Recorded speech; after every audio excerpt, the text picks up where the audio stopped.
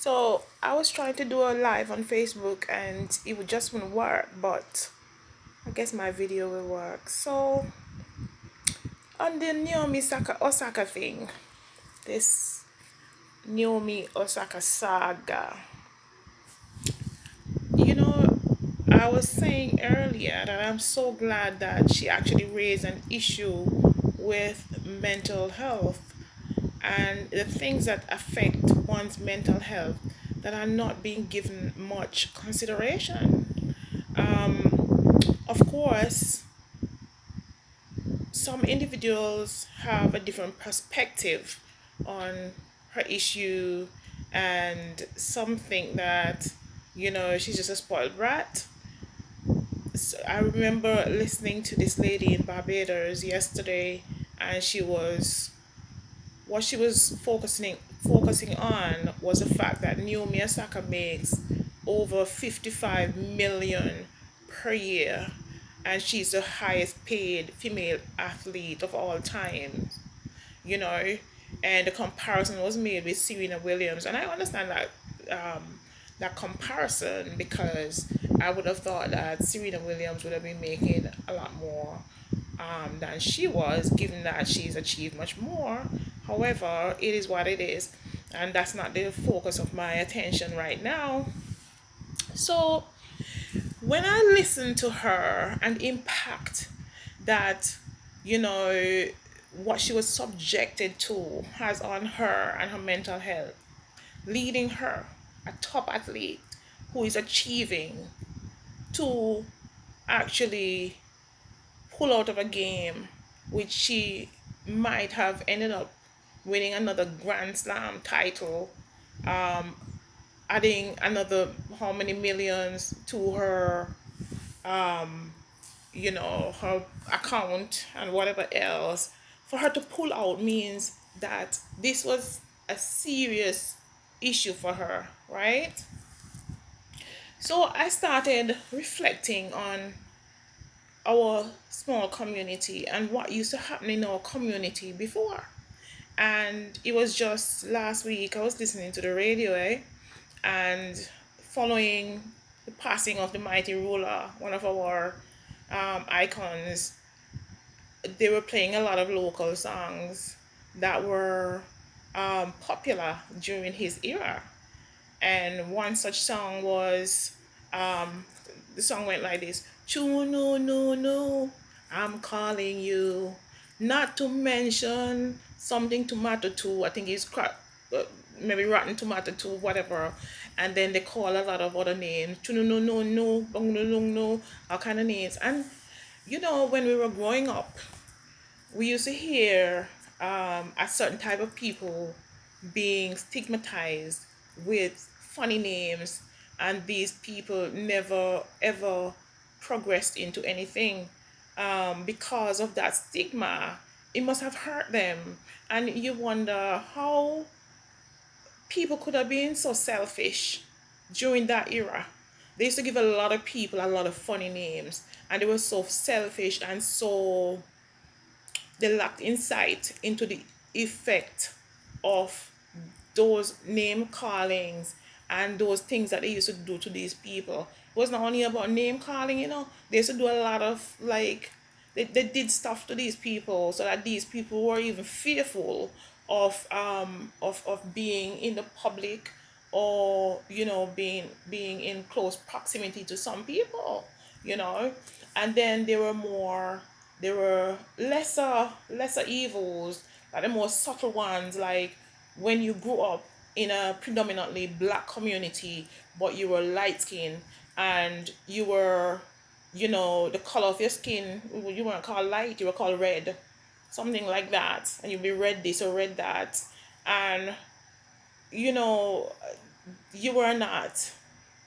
favored the way your peers who were dark skinned were favored. And this is the opposite of what happened in the metropolis. Because when you go to the metropolis now, you find that you find favor with people there because of your light skin. But when you're in your own community, you didn't have that favor at all. In fact, it was quite the opposite. And as a child, growing up, it was a struggle actually to achieve in that kind of community where you had to actually work extra hard to prove yourself, because all of the negatives around you could have deterred you from actually progress towards your goal and towards your destiny. And it took a lot of willpower and a strong mindset to actually rise above your peers who looked at you differently. Imagine someone with Chinese or Japanese face in a black community with Chinese eyes in a black community in a school predominantly black people. There was one time I was in a school where I think there were only two light skinned people, if there were two, you know, and of course that was not you were not favored as a result. You had to work hard. I remember the time when I was excelling in English, and when I looked at my paper when I finished doing, I think it was English literature, and I looked at my paper and I saw I did not have one red strike against me. There was nothing wrong on my paper, and I got 98%. And when I approached my English teacher, she said to me, I never give anybody 100%. For English, I do not think anybody can get 100% for English, you know. And later on, I walked into the exam room to do my English exam. I think it was Cambridge exam I was doing, and the exam was, I think, an hour and a half. And in about 45 minutes, I finished my exam, and I raised my hand. And when the invigilator came, the invigilator said, "You want more time? You want more paper? What do you want?" I said, "I'm finished." She said, "No, you're not finished already. You have an hour and a half." I said, "I'm finished." She said, "Sit there and think about it. If you want more paper, call me and I will give you more paper." But I was finished. And so I sat there, and I don't know how much time had passed, but I raised my hand again because I was ready to leave. I remember my colleague, my peers, they look at me, and then the invigilator say, "Okay, if you want to go, you go. I'm sorry. Sorry that you couldn't finish," but I was finished. So when I walked out of there, and then I remember when my paper came back from Cambridge, it was an A. It was, I think at that time you would say that you get a distinction or something. I don't know what it is, but I passed. Hi, and it's funny how people did not believe in you, because I'm sure there were other people who got good marks in English class and nobody complained that they did not get 100%, right? Because somebody didn't give them 100% because they felt that you shouldn't get 100%. I mean, I was good at English. That's why I end up being a writer. That's why I end up, because English was my favorite subject, absolutely my favorite subject. And then again, and after that, it was the social subjects that I liked, not the math, not the science. It was the social subjects and English language. And, French was another thing that I liked. But just to show you how, there are so many things, in a small community that could actually affect your mental health. And you had to actually deal with it and rise above it. So, but now in this era that we are in, the young people, they're not taking any nonsense. If you notice, they're standing up for themselves and they say, "No way, this has got to stop." It's not easy. And then what I you know what happens again in communities is that people will just hurt people. They hurt people, using different methods, and they figure that people shouldn't talk about it, people shouldn't say anything, because why shouldn't they say anything? So I would say, always think to myself, well, if you think the person is not human enough to have a feeling, why don't you, whatever method you're using to hurt that person, why don't you hurt yourself first, or hurt your somebody who is close to you? And then, if I mean, use that method on them, and if they do not express any pain or any displeasure, then you would know it is okay to administer, to inflict that, whatever it is that you're inflicting on that other person, right? How can you just, there's a lot of things happening, a lot of abuse, subtle, covert abuse, a lot of, different things happening, where if people talk about it, there'll be questions about their mental health. Why? Because the way it's done, nobody knows that it is done. And I'm telling you, that is why our community is are the way they are today because people, in a subtle way, people are wearing down people's defenses, and the people do not feel strong enough, or they don't feel they have the support to speak up. So when I saw somebody like Naomi Osaka coming out, a young person who normally would be embarrassed to talk about things that affect mental health, um, actually come and expressing herself, I felt, well, there's still hope. There's still hope. We're heading somewhere in terms of mental health and the importance that is placed on mental health. Because so far, most people look at mental health as just a chronic disorder where only a certain type of people is affected, and those people deserve to be given some medication and pushed aside or placed in an environment where they do not come into contact with the rest of society. But no, that's not it. That is not it, because normal people, and I say normal, when I say normal, I mean those who are not chronically ill but have issues, they too have issues, right? And those people, some of those people would seek help, and some of those people will not seek help. The reason why they don't seek help is because of the stigma attached to mental illness.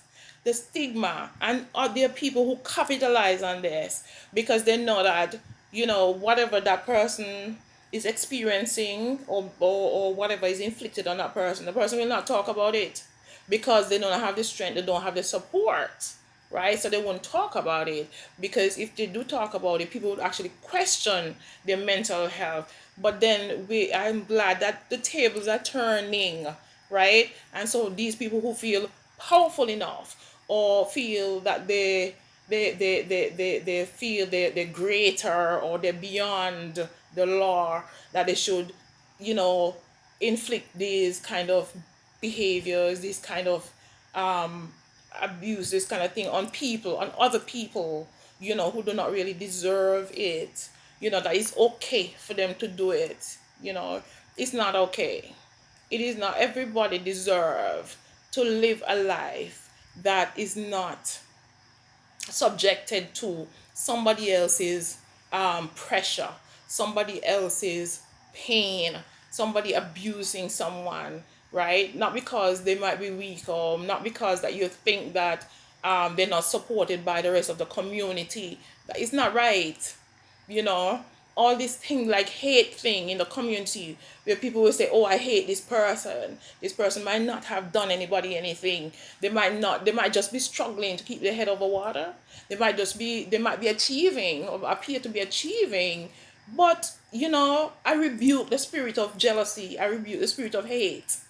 Spirit of hate, depart from me, depart from us. Spirit of jealousy, depart from me, depart from us. We don't need that.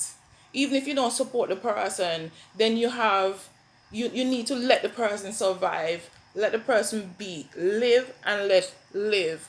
Realizing that what goes around comes around. So if you are doing something to that person or to other individuals that's unsavory and unpleasant, then you need to stop. Because one of these days, trust me, one of these days your turn will come. And the thing is, our turn, somebody's turn don't come in the way that they anticipate, right? But it's gonna come. And when it come, you must remember what you had done to that innocent person who never had anything to do with you, never troubled you, don't even know that you exist, for that matter. And it's sad the way people treat people. And moreover, there are people who out there would, they might say they in some way that they're fond of this person, but the things that they might do to that person is atrocious. And you say, really, can any human being really do this to another human being? You see what I mean?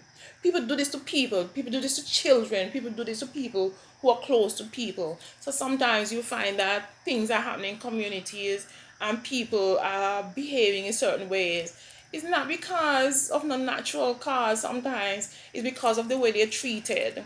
And if they're not strong enough, if they're not strong enough to deal with that, you know, that thing that is being done to them, this psychological effect is detrimental.